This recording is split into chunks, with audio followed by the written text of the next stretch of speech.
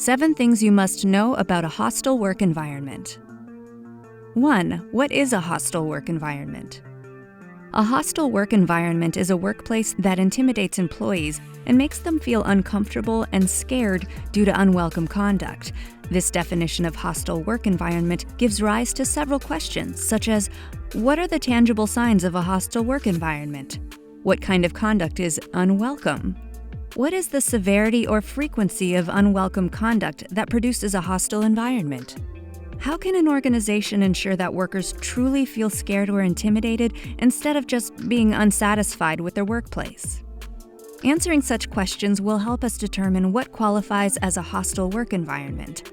Sometimes, employers may need to improve to create a happier and more productive workplace, but it does not necessarily mean employers should worry about hostility or legal complaints. 2. EEOC hostile work environment. Understanding what is considered a hostile work environment helps employers and employees determine if there are any hostile work environments in the workplace. For example, according to the EEOC, harassment is a defined EEOC hostile work environment. Harassment causing a hostile work environment is unwelcome conduct that is based on race, color, religion, sex, including pregnancy, national origin, age, 40 or older, disability, or genetic information.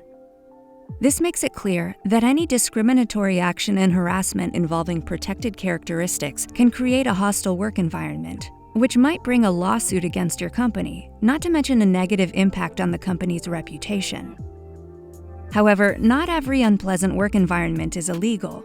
The defined EEOC hostile work environment includes states, petty slights, annoyances, and isolated incidents, unless extremely serious, are not considered illegal. For example, if someone makes inappropriate yet non-discriminatory jokes at a coworker, or if a team member overworks and belittles others in the team, their conduct may not qualify as illegal.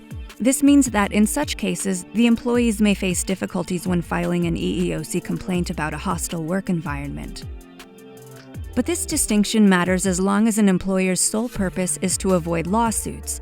Eliminating more minor issues and bullying in the workplace should be a high priority for any employer. After all, a respectful and fair work environment is most likely to maximize staff productivity and retention. 3. What is unwelcome conduct? We know that a hostile work environment includes sexual harassment. Harassment, inappropriate sexual conduct, discrimination, violence victimization, and many other kinds of offensive behavior are considered a hostile work environment. Happening consistently or purposefully, all of these things will create a hostile work environment. A single incident of misconduct may also create a hostile situation for an individual, but will probably not make a hostile work environment that affects everyone. If someone makes a sexist remark about a colleague, they should face repercussions, but the offhand comment is not likely to foster hostility in the workplace.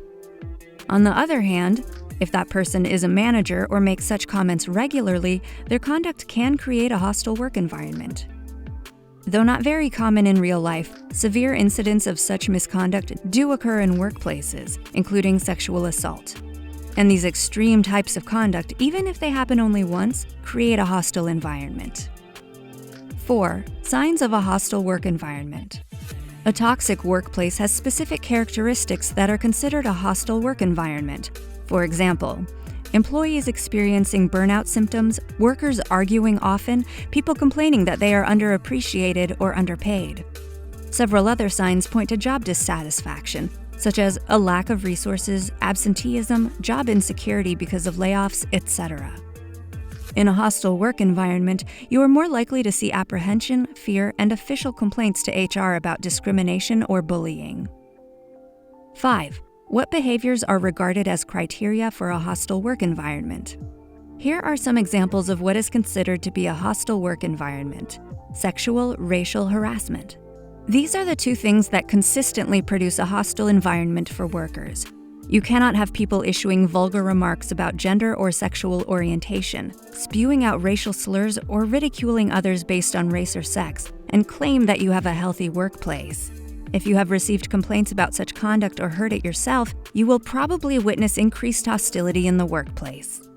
Discrimination of any kind. For example, You may hear about a hiring manager regularly refusing applicants older than a certain age, or who are female or foreign-born. This shows that the person in question is biased against these groups of people, and it is quite possible they do not behave appropriately with those already in your organization belonging to those groups. Not only can this create bias and foster a hostile workplace, but many countries have laws in place against discrimination. Consistent aggressiveness.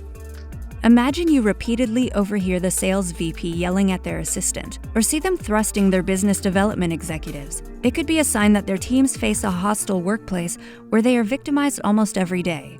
Even when someone frequently resorts to passive-aggressive behavior or pushes their coworkers or subordinates to unhealthy competition, that is a red flag, although this behavior is likely not illegal. Ridiculing or victimization.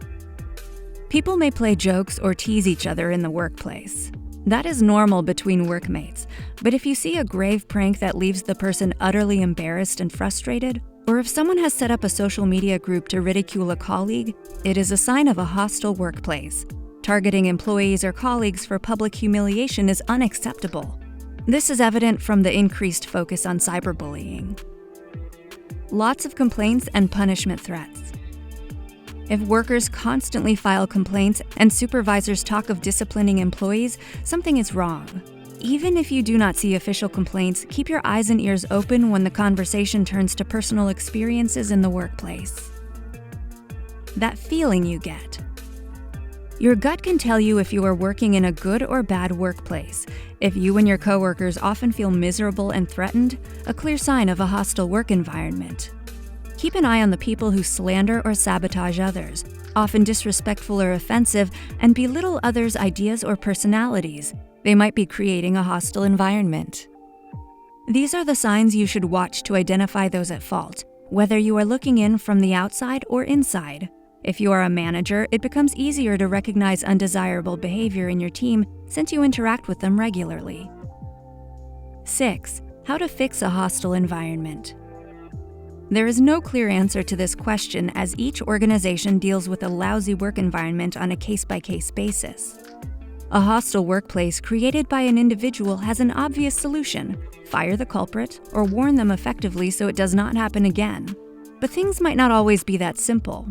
What if that person is the CEO or any other office bearer above your authority? What if they are the best performer and the firm needs them desperately? What if there are some other issues you had not foreseen? Or what if their action was not so severe as to deserve termination? One way of dealing with the problem could be speaking directly to the at-fault person. If they are unwilling to change, go to their boss and explain the situation.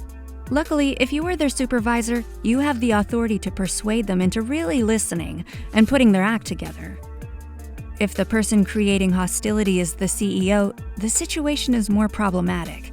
You can, however, talk to them and make your case by appealing to their best interests as the CEO. Try to persuade them by giving them performance data and speaking to them about complaints' nature.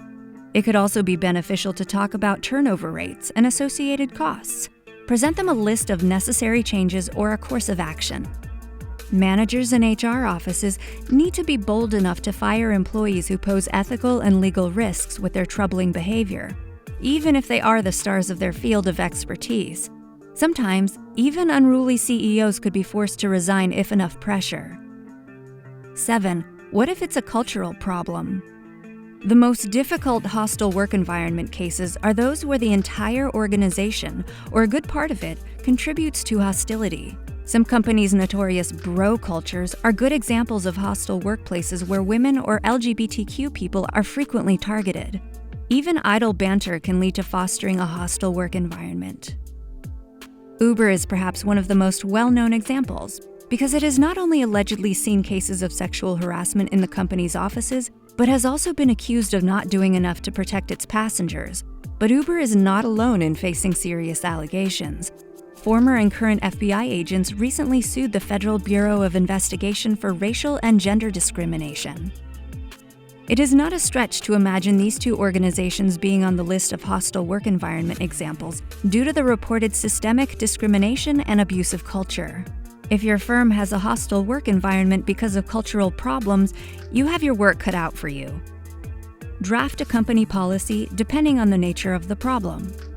For example, if the main issue is sexual harassment, which often is, make sure you have a policy that clearly defines different forms of harassment. State disciplinary actions if someone engages in sexual harassment.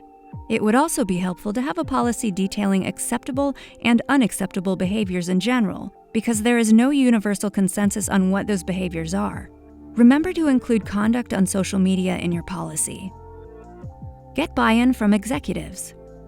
Some executives, particularly senior management, may deliberately promote or participate in the toxic culture, but others may not have noticed it, especially if they are not involved in the day-to-day operations. Approach them and talk to them openly. Make sure they take the situation seriously. Present data on complaints and information on legal risks. If they understand your problem and show a willingness to fix it, work with them for a plan. Open up paths of communication and act properly.